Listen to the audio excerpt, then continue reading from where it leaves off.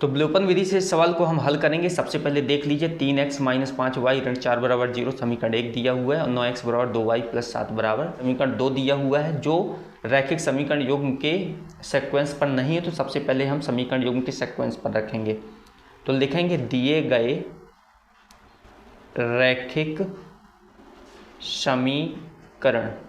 सबसे पहले समीकरण को हम व्यवस्थित करेंगे। पहला समीकरण है 3x - 5y ऋण 4 बराबर 0। तो आपने देखा होगा कि चर पहले साइड होते हैं, मतलब जो वेरिएबल्स होते हैं x और y पहले साइड होते हैं, और अचर जो होता है कांस्टेंट वो दूसरे साइड होता है। तो हम इस 4 को इधर ट्रांसफ़र करेंगे तो आ जाएगा हमारा 3x ऋण 5y, ये ऋण का है तो इधर धन का हो जाएगा। ये बन गया समीकरण 1। अब हमारे पास रैखिक समीकरण युग्म मिल चुका है, हमारे पास रैखिक समीकरण बन चुका है। इसी प्रकार से दूसरे को अगर देखें तो 9x बराबर 2y धन 7 दिया है। तो यहाँ भी देखिए ये जो चर है, ये वेरिएबल जो दिया हुआ है दूसरे साइड है, तो इसको हम एक तरफ ट्रांसफ़र करेंगे, 7 दूसरे साइड रहेगा। तो 9x ये धन का है 2y, तो ऋण 2y हो जाएगा बराबर 7 समीकरण 2। अब ये रैखिक समीकरण युग्म के रूप में दिया हुआ है। अब देखिए इसके समीकरण 1 और समीकरण 2 के किसी एक वेरिएबल को हमें इक्वल करना होता है। तो हम x वाले टर्म को इक्वल करेंगे। तो इस x का गुणांक 3 है, इस x का गुणांक 9 है, तो x के गुणांक इस 3 का गुणा समीकरण 2 में कर देंगे, और समीकरण 2 का गुणांक जो 9 है तो 9 का गुणा समीकरण 1 में कर देंगे।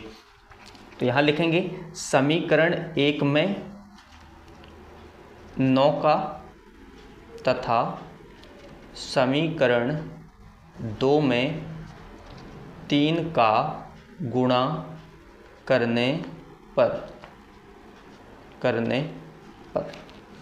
बहुत आसान मेथड होती है। तो इसका जब हम गुणा करेंगे 9 का समीकरण 1 में गुणा, तो 3 में करेंगे 9 × 1 = 27x, 9 का 5 में 9 × 9 = 45y हो जाएगा, और 9 का 4 में 9 को 36 हो जाएगा। ये बन गया हमारे पास। इसी प्रकार से 3 का गुणा 9 में 3 नाम 27x, 3 का गुणा 2 में 3 दूनी 6y, और 3 का गुणा 7 में 3 सत्ते 21। अब इसका चिन्ह बदलना है। देखिए यहाँ पर वेरिएबल जो है इक्वल हो चुका है एक, तो यहाँ चिन्ह बदलेंगे। ये धन का है तो ऋण का हो जाएगा, ये ऋण का है तो धन का हो जाएगा, ये धन का है तो ऋण का हो जाएगा। अब ये वाला जो है कैंसिल हो गया, क्योंकि दोनों बराबर प्लस माइनस माइनस होता है। प्लस माइनस माइनस हो गया, 45 में से 6 को घटाएंगे तो कितना हो जाएगा 39y, और ये साइन रहेगा इसमें माइनस का, क्योंकि बड़ी संख्या क्या है 45, 45 से पहले माइनस लगा है, प्लस माइनस माइनस, बीच वाले साइन से हमें कोई मतलब नहीं होता, ऊपर नीचे से होता है। चेंज होने के बाद ऊपर और नीचे का साइन दिया जाता है। तो प्लस माइनस माइनस हो जाएगा, 45 में से 6 घटेगा तो 39 आएगा, और साइन रहेगा बड़े नंबर का। बड़ा नंबर 45 है तो उससे पहले माइनस, तो माइनस हो जाएगा। इसी प्रकार से ये भी प्लस का, ये माइनस, प्लस माइनस माइनस हो जाएगा। 6 घटेगा तो 5 आएगा, और 3 में से 2 घटेगा तो 1 आएगा। यहाँ पर बड़ा नंबर 36 है, और 36 से पहले प्लस का साइन, तो प्लस ही रहेगा। तो y की वैल्यू अगर निकालना है तो ये आ जाएगा 15, ये माइनस का है तो ये मल्टीप्लाई में, तो -39 नीचे आ जाएगा। अब ये 3 से कट रहा है, तो 3 × 5 = 15, 3 × 1 = 3, 3 × 3 = 9, तो y का मान हो जाएगा -5/13। हमारे पास y का मान आ गया -5/13। अब y का मान समीकरण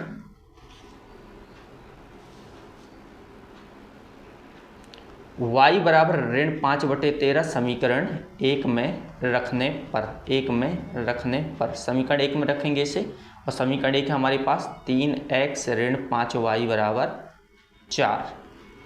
इसमें y के स्थान पर हम रखेंगे -5/13, तो यहाँ पर हम रख रहे हैं -5/13 बराबर 4। जब हल करेंगे तो ये हमारे पास बनेगा 3x, माइनस माइनस प्लस हो जाएगा, 5 × 25, 25/13 बराबर 4। हम इसको ट्रांसफ़र कर देंगे 25/13 को, तो x का मान निकालना है हमें, तो 3x को हम यहीं रखेंगे, इसे दूसरी साइड करेंगे। तो ये ऋण का है, धन का है तो ऋण में जाएगा 25/13। एलसीएम लेंगे तो हमारे पास 13 आएगा, 13 × 4 = 52, इसके साथ इसका गुणा, इसका साथ इसका गुणा, 3x बराबर आया 52 ऋण 25/13। जब इसे घटाएंगे तो हमारे पास आ जाएगा 3x बराबर 52 में से 25 को घटाएंगे तो आ जाएगा 27/13।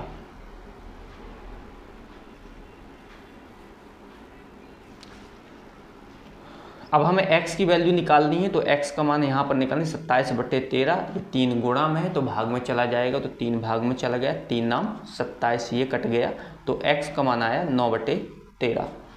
तो हमारे पास x का मान 9/13 आ रहा है और y का मान आ रहा है -5/13। तो लिखेंगे अभीष्ट हल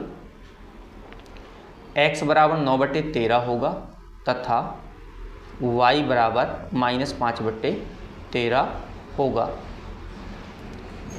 तो बहुत ही सरल विधि है। इसमें सबसे पहले हम समीकरण 1 और समीकरण 2 को लेते हैं, उसमें किसी एक वेरिएबल को बराबर करना होता है तो उनके गुणांक का गुणा कर दे। जैसे इसका गुणांक 9 है तो 9 का गुणा समीकरण 1 में कर दिया, इसका गुणांक 3 है, 3 का गुणा समीकरण 2 में कर दिया, तो हमारे पास एक नया समीकरण क्रिएट हो जाता है। उसके साइन चेंज कर देते हैं और उससे एक वेरिएबल हट जाएगा, दूसरे वेरिएबल की वैल्यू हमें मिल जाएगी, और जब दूसरे वेरिएबल की हमें वैल्यू मिल जाए तो उसे समीकरण 1 में रख देना है, और समीकरण 1 में पुट करेंगे तो हमें दूसरे वेरिएबल की भी वैल्यू मिल जाएगी और ये हमारा इसका हल हो जाएगा। प्रश्न नंबर 1 का नेक्स्ट क्वेश्चन दिया हुआ है 4th नंबर का, x/2 + 2y/3 बराबर -1 और x - y/3 बराबर 3। इसे भी हमें विलोपन विधि में हल करना है। सबसे पहले इसे सही तरीके से हम सेट कर लेंगे। इसका एलसीएम लेना है, तो एलसीएम लेंगे तो 2 और 3 का एलसीएम 6 आएगा। 2 से भाग दिए 3 बार गया, तो या फिर इसका गुणा इसमें कर दिए, इसका इसमें, तो 3 का गुणा x में तो 3x हो गया, 2 का गुणा 2 में तो 4y हो गया, बराबर ऋण 1 आया। और जब इसको हल करेंगे तो 6 भाग में तो कहाँ चला जाएगा, गुणा में, 3x + 4y बराबर 6 × 6, समीकरण 1 बन गया। एक प्रकार से हम दूसरे को भी समीकरण के रूप में सुटेबल तरीके से बनाएंगे। तो इसका हम एलसीएम लेंगे तो आएगा 3 का गुणा x में किया तो 3x, 1 का गुणा y में किया तो y बराबर 3। अब इसका ये भाग में है तो गुणा में चला जाएगा, तो 3x ऋण y बराबर 3 त्रिकाई 9, समीकरण 2। हमारे पास समीकरण 1 और समीकरण 2 बन चुका है। इसे एलिमिनेशन मेथड के द्वारा, विलोपन विधि के द्वारा इसे हम हल करेंगे। तो यहाँ पर किसी एक वेरिएबल को इक्वल करना होता है, तो हमारे पास ऑलरेडी एक वेरिएबल हमारे पास इक्वल दिया हुआ है 3x, तो इसमें हम गुणा करने की आवश्यकता नहीं है किसी के भी। तो इसे विलोपन विधि से हल करेंगे। विलोपन विधि से हल करने पर एलिमिनेशन मेथड के द्वारा इसे सॉल्व करेंगे। तो हमारे पास दिया हुआ है 3x + 4y बराबर ऋण 6 और दूसरा समीकरण है 3x ऋण y बराबर 9। चिन्ह बदल देना है, ये दोनों बराबर दिए हुए, तो माइनस, ये प्लस का है तो माइनस, ये माइनस का है तो प्लस, ये प्लस का है तो माइनस, यहाँ पर ये कैंसिल हो गया। प्लस प्लस प्लस होता है तो 4y और 1y कितने हो जाएंगे, 5y बराबर, माइनस माइनस प्लस होता है तो 9 और 6 को जोड़ेंगे तो 15, 9 6 15। तो y का मान यहाँ पर आएगा -15/5, तो 5 जाए 15, तो y का मान आ जाएगा ऋण का 3। y बराबर ऋण 3 हो गया, और y बराबर ऋण 3 समीकरण 1 में रखने पर, y बराबर ऋण 3 समीकरण 1 में रखने पर जो दूसरे वेरिएबल की वैल्यू आ जाती है उसे हम समीकरण 1 में रखते हैं। तो समीकरण 1 है हमारे पास 3x + 4y बराबर ऋण 6।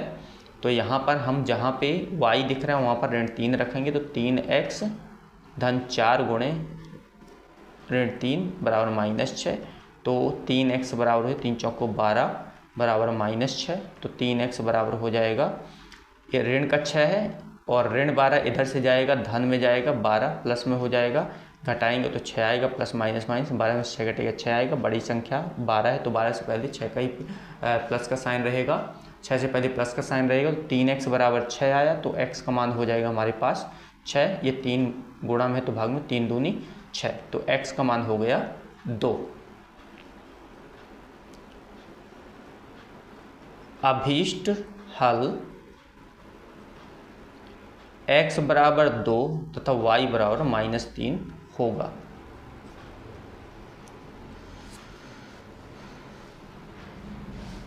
तो इस क्वेश्चन का भी हल बहुत साधारण तरीके से निकल आएगा। ये ऑलरेडी पहले से ही हमारा वेरिएबल इसमें इक्वल था, इस कारण से इसमें गुणा करने की आवश्यकता नहीं पड़ी, डायरेक्ट हमने विलोपन विधि का प्रयोग करके इसे हल कर दिया है। तो आई होप आज का सेशन आपको समझ में आया होगा। यदि आप अभी तक हमारे इस चैनल पर नए हैं और आपने हमारे इस चैनल को सब्सक्राइब नहीं किया है तो हमारे चैनल को सब्सक्राइब कर दें, वीडियो को लाइक करें, शेयर करना बिल्कुल ना भूलें। मिलते हैं नेक्स्ट सेशन में, तब तक के लिए जय हिंद, जय भारत।